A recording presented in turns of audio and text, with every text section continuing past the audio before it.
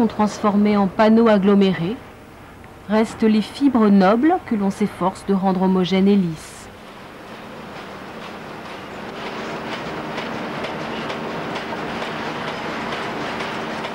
Le lin est peigné pour devenir toujours plus régulier, toujours moins épais. Dans un peignage, là, on va épurer et paralléliser les fibres. On va en faire des rubans. Donc ces rubans, ensuite, vont être mis en paquet, en boule, et on les envoie ensuite dans une filature.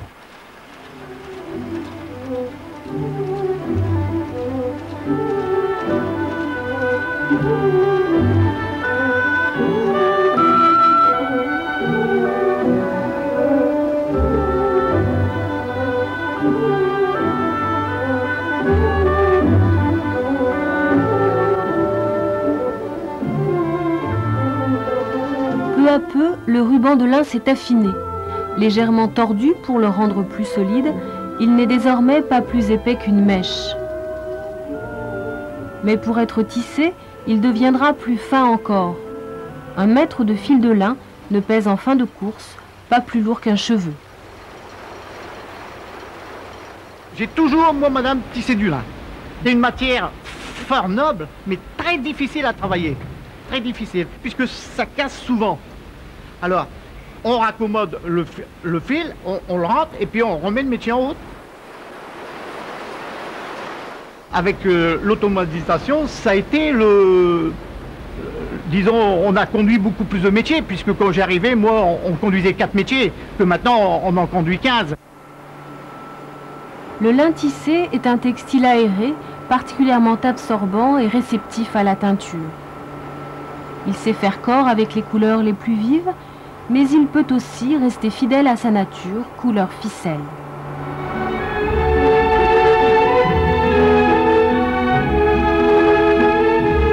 Et lorsque le lin se drape dans une blancheur virginale, il relance à lui seul le marché du fer à repasser.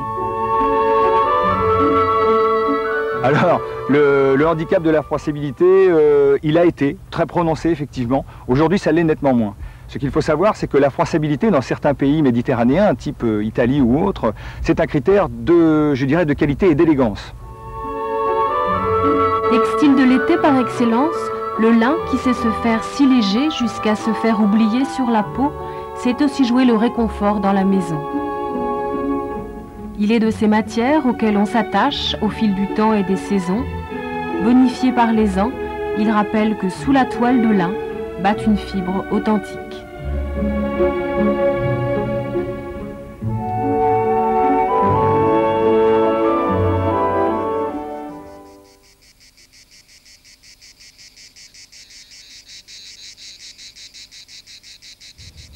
Quelque part dans ces montagnes ariégeoises gagnées par la neige et le froid, 3 ours sauvages se sont cachés pour passer l'hiver. Mais ici, les ours se cachent aussi dans de vieilles histoires. Les villages d'Hersé et de Cominac ont vécu une aventure fabuleuse, celle des montreurs d'ours. Toute mon enfance, on nous a raconté que l'ours était attaché là, et on nous montrait l'anneau. Et pendant longtemps, je ne suis pas venu revoir cet anneau. Je croyais même que peut-être il n'y avait pas d'anneau, que c'était un souvenir un peu imaginaire. Et puis non, en réalité, on a dégagé la mousse et il y a bien 2 anneaux là. La mémoire des habitants d'Hersé s'est réveillée. Les ours étaient bien là, presque dans chaque maison, et dans chaque famille, il y avait un montreur d'ours, un oursaillé, comme on disait en occitan. J'ai connu des familles, il y avait 3 frères qui étaient partis ensemble. Et ils s'en allaient, ils traversaient la France. Au début, c'était vers 1830, par là, 1840. Ils partaient pendant plusieurs années vers le nord et vers l'Angleterre. Beaucoup se sont embarqués pour les États-Unis. Il y a mon grand-père, il était parti, c'était vers l'époque de 1880, par là. Il était parti avec son oncle. Il avait été un des premiers à passer le Mississippi en Amérique, pour aller vers l'ouest. Les oursaillers suivaient les voies ferrées, à pied, avec leurs bêtes, et s'arrêtaient au hasard des villes pour donner leur représentation. Dans une vieille malle, Maria Peyrat a retrouvé les documents de son grand-oncle, les cartes du chemin de fer américain et les lettres où il raconte les péripéties du voyage. C'est écrit, hein? Il demande des nouvelles du pays et puis il envoie de l'argent. Il envoie de l'argent pour acheter des terres et pour payer les dettes, parce qu'ils avaient des dettes. Ils étaient obligés de partir. Les familles étaient nombreuses, dans la misère. Il fallait aller gagner la vie quelque part. Ils étaient courageux. Hein? J'ai connu le dernier monteur du pays qui est mort en 1954 par là. Il me racontait des bagarres qu'il avait. Il s'était battu avec des cow-boys dans le Texas. Formidable. Il disait, les cow-boys, ils te foutaient de ces coups de poing, tu ne voyais pas d'où ils venaient. Mais au coup de pied, ceux d'Hercé les descendaient à coups de pied. Au village d'Hercé, une exposition de photos retrace la vie de ces oursaillers. Au début, ils attrapaient leurs bêtes dans les montagnes des environs. Et puis, comme il n'y en avait plus assez, ils allaient à Marseille acheter des oursons capturés en Russie ou en Roumanie. Il y avait des gens qui savaient, mieux que d'autres, dresser l'ours, lui apprendre certains gestes. Par exemple, imiter le travail du berger, le travail du laboureur, le travail... Ou alors, tout simplement, faire voir la férocité de l'ours quand il attaque les brebis de la montagne. Et ensuite, il fait la quête. Bon, c'était ça, le numéro de l'ours. L'activité a cessé avec la guerre de 14-18.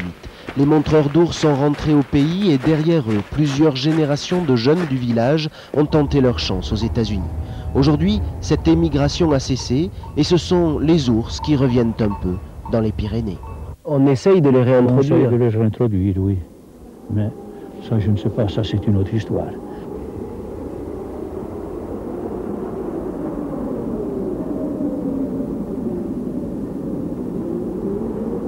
Chantons la raviole, mangeons-la avec délice.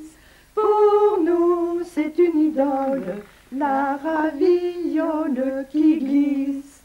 Pour ce qui est de la farce, la recette est maintenant connue, à savoir une douce harmonie entre des œufs, du comté, le fromage blanc, du persil frais et chez ce traiteur, un soupçon d'emmental. Quant à la pâte, elle doit être travaillée longtemps avant d'être étalée et étirée au laminoir.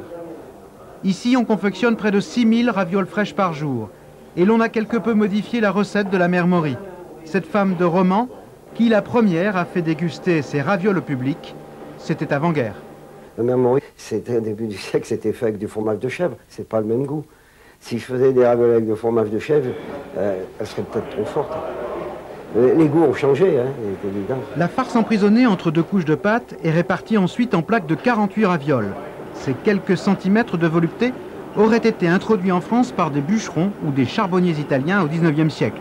Peut-être manquait-il de viande pour farcir le ravioli, ou tout simplement voulait-il la remplacer par du fromage en période de carême. Chantons la raviole, mangeons-la avec délice.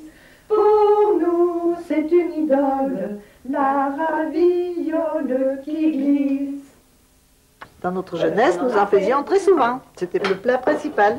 On faisait cuire ça dans du bouillon de poule et c'était le repas du dimanche ou des jours de fête. Nous avions bien la main et que maintenant nous l'avons perdu, l'habitude et la rapidité. Ma soeur, elle faisait des ravioles parce qu'elle invitait tous ses neveux. Et la dernière fois qu'elle en a fait, on y avait commencé à 3 h du matin pour pouvoir qu'il y en ait assez pour le midi. Et le midi, on était une bonne vingtaine. C'était une corvée? Oh, bah vous savez, maintenant on n'est plus patient. Hein. Ça, c'est bien pour vous faire boire, sinon. Longue et fastidieuse, la fabrication des ravioles est très vite confiée à une spécialiste. Pour les fins de moisson, les repas de fête ou les mariages, la ravioleuse a ainsi conquis sa place sur les photos de famille. La ravioleuse, c'est une femme merveilleuse dans le monde du royant. C'est pas obligatoirement la fille qui apprend de sa mère. Non, c'est une femme qui se hisse, hein, qui arrive à être la ravioleuse, à avoir son titre par son savoir-faire et son art de tirer la pâte pour faire la farce. Après la Seconde Guerre mondiale, la ravioleuse disparaît. La pratique familiale aussi. Bouchers, traiteurs, épiciers, dispose alors de machines pour confectionner cette petite raviole. Depuis 1989, une appellation d'origine contrôlée la protège, car comme dit la chanson du côté du Royan, ce plat de majesté ne supporte pas la médiocrité. À la santé des ravioleuses, hein?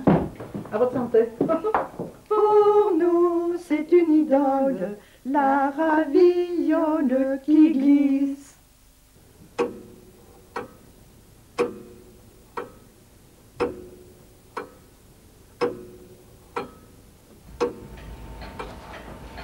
Une branche de houx et quelques fruits de saison, ce paysan du Finistère prépare son arbre à pommes avant d'aller le vendre le jour de la Toussaint.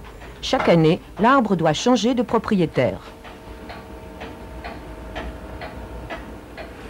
L'année dernière, je l'ai acheté pour conserver notre tradition de l'arbre à pommes à Plougastel pour qu'il reste très longtemps encore sur notre commune.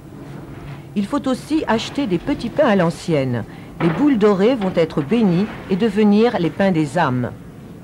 Bénis ce pain que nous te présentons aujourd'hui. La vente a lieu devant une chapelle chaque année différente.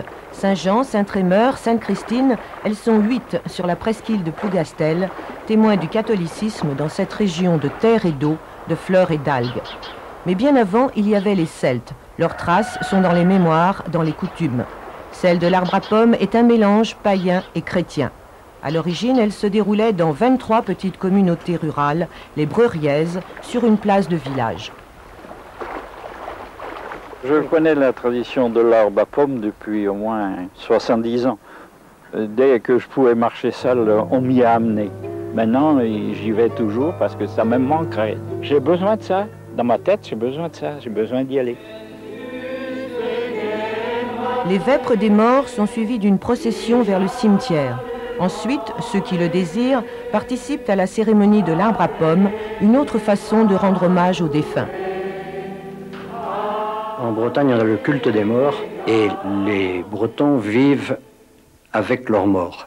C'est-à-dire qu'il y a une proximité des gens qui sont morts, on les sent près de nous. Et l'arbre de pomme symbolise la continuité de la vie vers la mort. On transmet cet arbre comme dans une course de relais. On est un anneau de la chaîne qui unit les gens de Plougastel. Et on poursuit notre course à travers la vie et vers le destin final qui est la mort. Du verger Saint-Jean. 3 fois, le vendeur présente l'arbre à l'assemblée. Les enchères commencent, chacun met de l'argent dans la corbeille. Le dernier donateur devient propriétaire ou gardien de l'arbre qu'il conservera chez lui pendant 1 an avec fierté. Il n'y a plus d'enchères? Non, c'est Yann. Comment que tu... Non. C'est du dalado, là. Le vendeur garde la pomme du sommet et l'acheteur distribue les autres aux enfants. C'est un peu fictif parce qu'on sait d'avance qui va acheter l'arbre. En général, ce sont des gens qui ont eu un deuil dans leur famille dans l'année.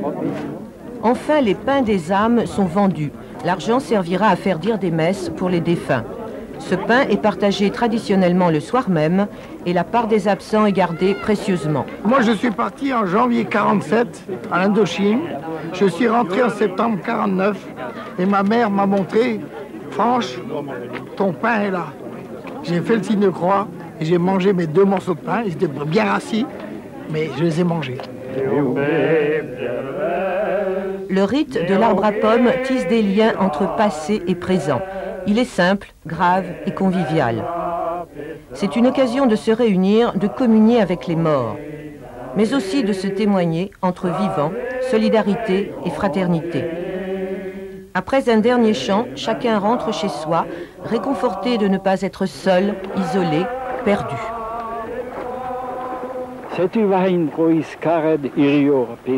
Il n'est pas nécessaire pour nous d'avoir mal ni d'avoir peur. Tenons aux vieilles traditions, aujourd'hui, demain et toujours. L'esprit breton est niché très au fond du cœur. J'allais à l'école et j'avais l'outil prêt. J'allais avec mon père dans la forêt pour m'apprendre. Et après, j'ai continué. C'était pas tellement dur, le métier de résinier. Et seulement, il fallait marcher beaucoup. On en faisait kilomètres dans la journée. Oui, mais à cette époque-là, c'était pas gênant, on était jeunes. Chaque jour, de février à novembre, ils s'occupaient de 900 pins en portant leurs outils dans l'immense forêt landaise. On les appelle des gémeurs ou des résiniers. Ici, ils préparent l'arbre, enlèvent l'écorce, installent une lame de zinc. Ensuite, ils entaillent le tronc et c'est par cette blessure que coulera la résine dans un pot de terre cuite. J'étais pas seul hein, comme un résinier. Il y en avait partout, on se voyait quand on se trouvait près, on discutait entre nous, les gémeurs. On discutait du temps passé, de la jeunesse, un peu tout. On se prenait du temps quand on voulait, on était libre. Les maisons des résiniers sont installées au milieu de la forêt, dans une petite clairière, un erial. L'habitation, la grange, le poulailler et l'étable, tout ce qu'il faut pour nourrir la famille sans dépenser. Allez, viens, couche-toi. En fait, la résine était la seule industrie des Landes. Elle a fait vivre 16 000 familles jusqu'à la guerre de 1940. Il y avait beaucoup de gémeurs, hein, beaucoup de résiniers. Hein. Presque tous, enfin, ceux qui étaient en campagne, c'était tous les gémeurs. Hein. Et alors, ils avaient un peu de terre tous. Ils leur faisaient un appoint.